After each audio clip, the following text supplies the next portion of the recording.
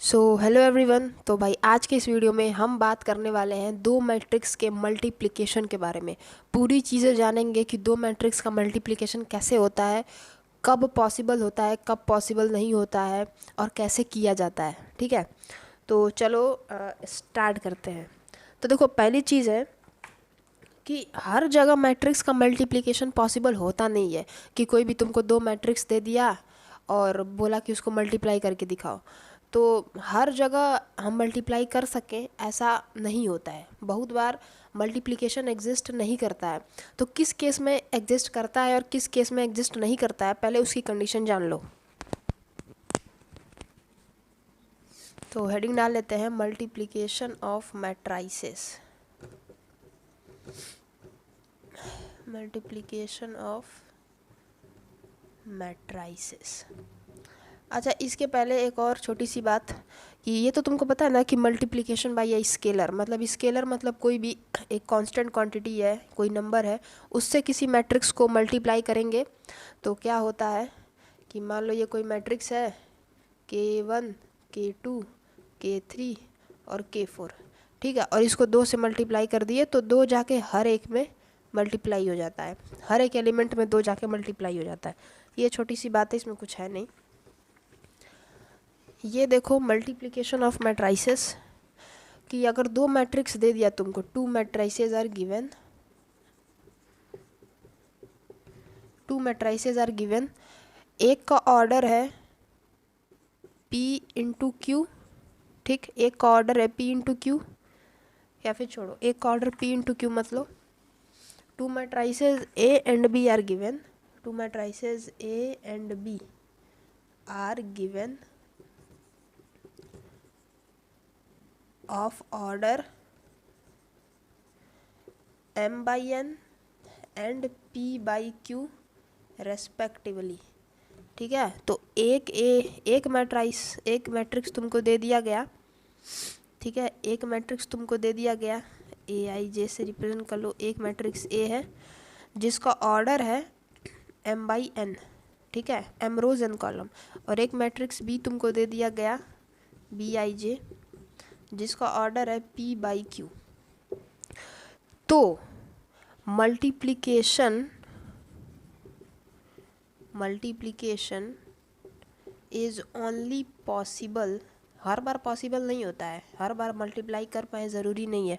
ये कब पॉसिबल होगा? When n equal to p। ये कंडीशन होना चाहिए कि जब पहले मैट्रिक्स का कॉलम दूसरे मैट्रिक्स के रो के बराबर आ जाता है तब मल्टीप्लिकेशन पॉसिबल होता है, अदरवाइज मल्टीप्लिकेशन पॉसिबल नहीं होता है।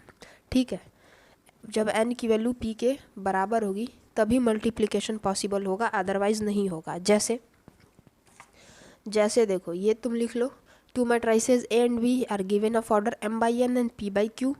तो मल्टीप्लिकेशन तभी पॉसिबल होगा जब पहले वाले का कॉलम दूसरे वाले के रो के नंबर के बराबर हो, तभी मल्टीप्लिकेशन पॉसिबल होता है, अदरवाइज हम मल्टीप्लाई नहीं कर पाएंगे, अदरवाइज मल्टीप्लिकेशन एग्जिस्ट ही नहीं करेगा। जैसे जैसे जैसे जैसे जैसे देखो, जैसे अगर कोई तुमको मैट्रिक्स दे दिया A जिसका ऑर्डर है 3/2 का, ठीक, और एक कोई मैट्रिक्स दे दिया B जिसका ऑर्डर है 2/4 का, तो ये m by n का हो गया और ये p by q का हो गया। तो हम चेक करेंगे कि क्या n की वैल्यू p के बराबर है, ये चेक करेंगे। तो क्या n यहाँ पे 2 है, क्या 2 यहाँ पे 2 के बराबर है? हाँ, तो यहाँ पे n की वैल्यू p के बराबर है, तो हाँ यहाँ पे मल्टीप्लाई हम कर सकेंगे। ठीक है, तो ये तो हो गया कि मल्टीप्लिकेशन कब पॉसिबल होगा। और जो मैट्रिक्स निकल के आएगी, मल्टीप्लाई करेंगे तो भी तो एक मैट्रिक्स ही मिलेगा ना। तो जब मल्टीप्लाई करने के बाद जो मैट्रिक्स मिलेगी हमको, उसका ऑर्डर क्या होगा? तो ये दोनों नंबर्स जो बच गए 3/4, 3 और 4, ये उस मैट्रिक्स का ऑर्डर हो जाएगा, मतलब m बाई क्यू ऑर्डर का न्यू मैट्रिक्स होगा। जो मैट्रिक्स बन के आएगा वो m बाई क्यू ऑर्डर का होगा। अब चलो इस पे एक एग्जांपल लेके दिखाते हैं कि ऐसा कैसे होता है।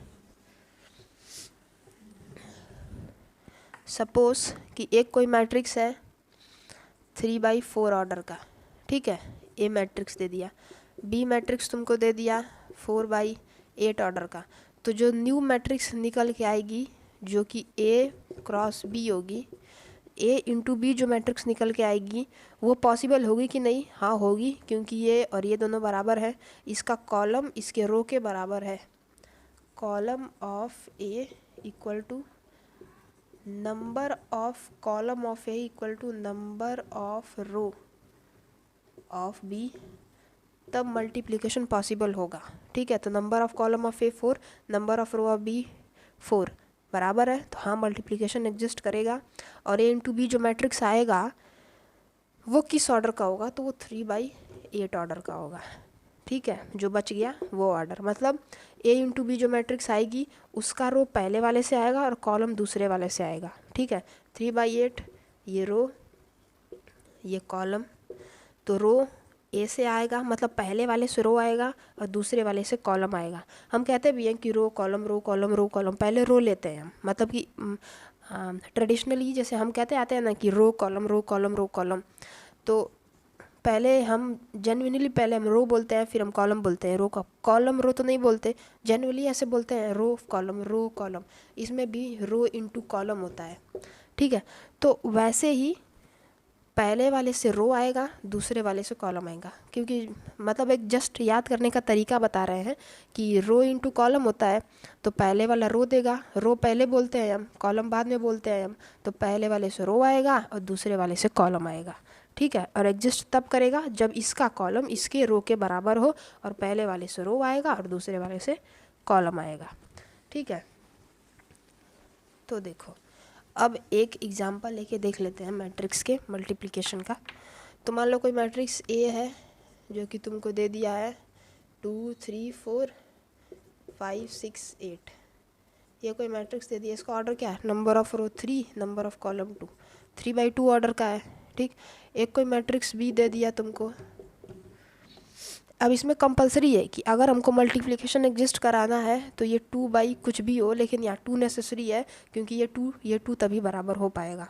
ठीक है, तो इसका रो तो हमको 2 ही लेना पड़ेगा, क्योंकि पहला तो रो ही होता है, तो रो 2 लेना पड़ेगा।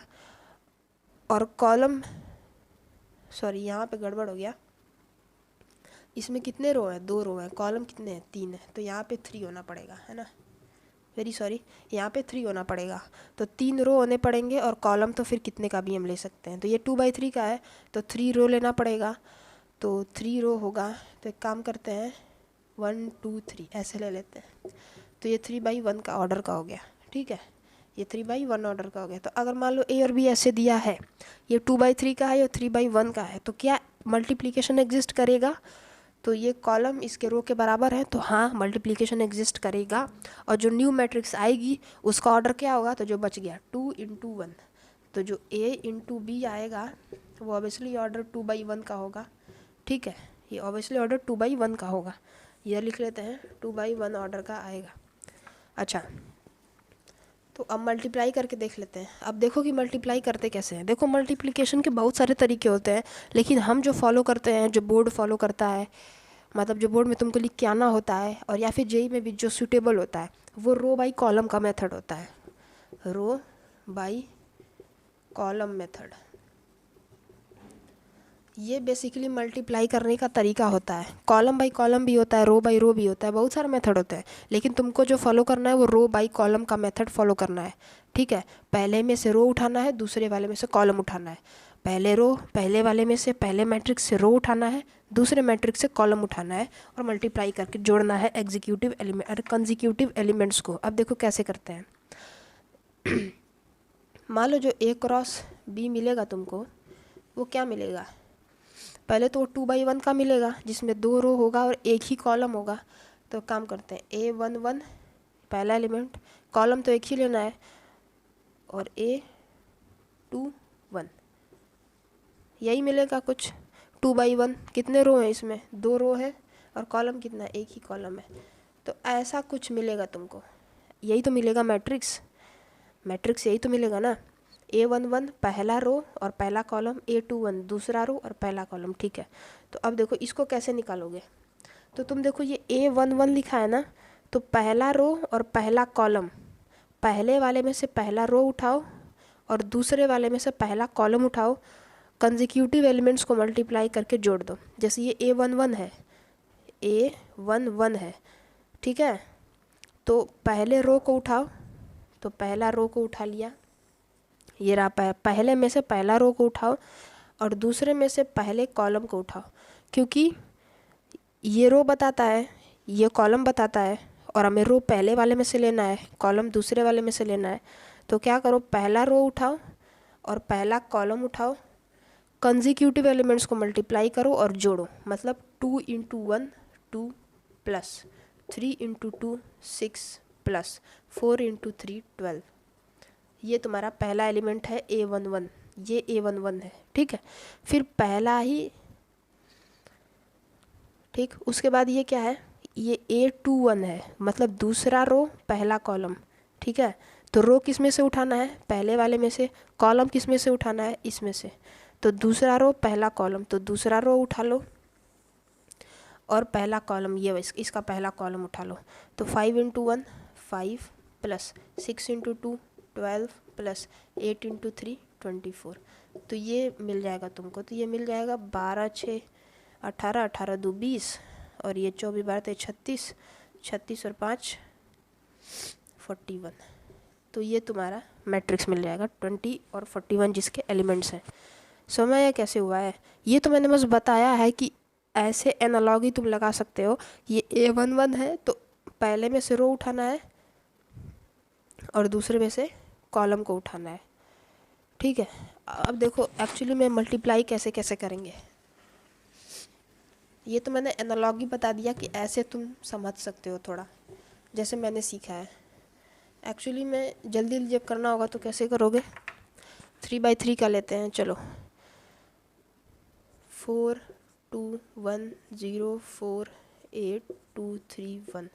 ये एक मैट्रिक्स ले लिया और इसको मल्टीप्लाई कर रहे हैं, ये 3/3 का ले लिया और एक और 3/3 का ले लेते हैं, 4 2 8 6 2 1 1 2 1। ये किया ले लेते हैं 3/3 का। अब इसको तुमको मल्टीप्लाई करना है तो क्या करो, पहला रो को उठाओ, पहले कॉलम से करो, आ जोड़ो, तो वो पहला एलिमेंट आएगा। जैसे पहला A11 है, पहला रो पहला कॉलम, तो पहले रो को उठाओ पहले कॉलम को उठाओ, एक इधर से और एक इधर से। तो 4 4 जा चचू को 16 प्लस 6 दूना 12 प्लस 1, ठीक। फिर पहला रो उठाओ दूसरा कॉलम उठाओ, तो वो ये A12 बनेगा, पहला रो और दूसरा कॉलम। तो पहला रो उठाओ और दूसरा कॉलम उठाओ इधर से। ये वाला रो वाला पहले वाले से रो वाला उठाएंगे, दूसरे वाले से कॉलम वाले उठाएंगे, ठीक है। तो A12 तो पहला रो और दूसरा कॉलम, तो 4 दूनी 8 प्लस 2 दूनी 4 प्लस 1 दूना 2, ये हो गया। फिर पहला रो और तीसरा कॉलम, ठीक है। तो ये वाला बनेगा A31 बनेगा, A13 बनेगा, पहला रो और तीसरा कॉलम। तो रो इधर से उठाना है, कॉलम इधर से उठाना है, पहला रो और तीसरा कॉलम। तो 8 चौका 32 चौका 32 2 प्लस 1, ठीक। अब ये कौन सा बनेगा, A21 बनेगा, दूसरा रो पहला कॉलम। अब तो दूसरा रो चाहिए, तो अब ये उठाओ और इससे करो, ये उठाओ इससे करो, ये उठाओ इससे करो, फिर ये उठाओ इससे करो, ये उठाओ इससे करो, ये उठाओ इससे करो। तो ऐसे करते हैं मल्टीप्लाई, ठीक।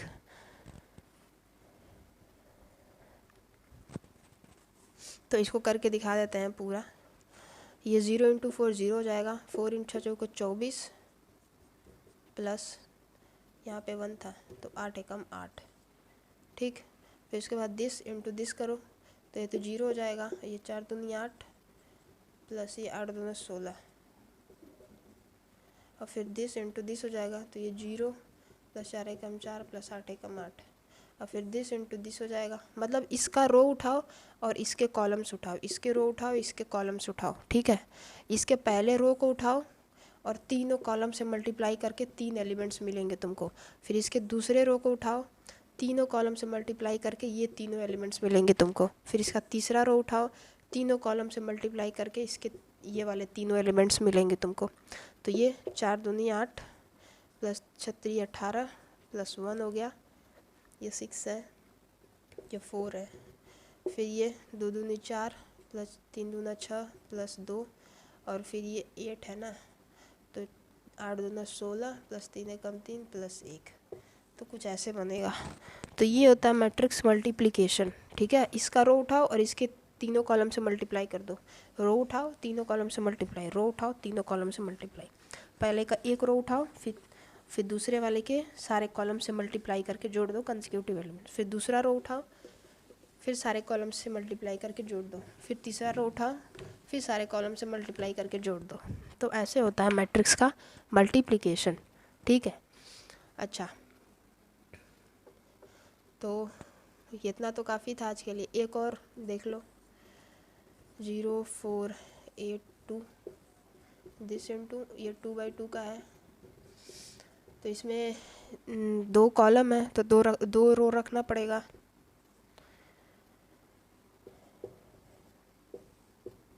एक और बढ़ा लेते हैं,